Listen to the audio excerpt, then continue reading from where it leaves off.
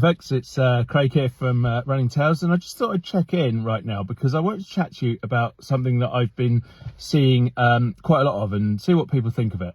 It's not an extraordinary story. It's not someone who's done amazing things in the world of running, but it's connected to all of us everyday athletes out there. So really keen to hear what people think about this, whether they think it's a little bit controversial or what.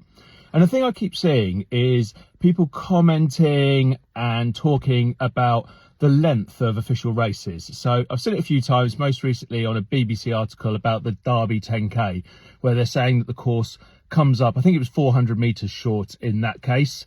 And it was something that was thrown at last year's amazing Northampton Run, where I live, and a few people said that that came up short. Now, what's interesting to me is that the people saying this are basing this on what their Garmin's say, what their Strava says, what these wearables say, and the amount of faith that they seem to have in these wearables.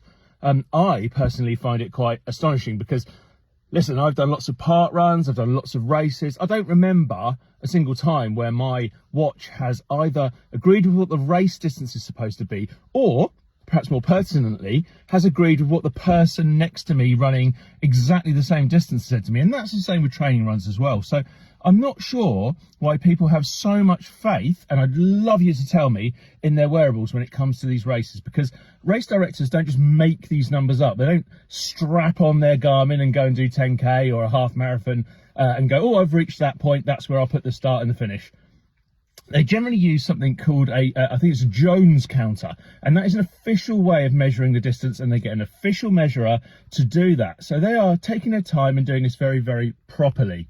And yet they've got a lot of people, very angry people, very serious runners maybe I'm not a serious enough runner, who are saying, your course is short, you're wrong, my watch said this. And listen, I know, guys and girls, we don't want to run a course that's short. We don't want to pay our money and try for our PBs and get a course that's short. But I just wonder why people have so much faith in these watches that can barely get a single thing right. Maybe mine's a bit old. It's a Vivo Active 3. But they have a lot of faith in these things. And I just wonder why. Why do you trust your Garmin ahead of your race director?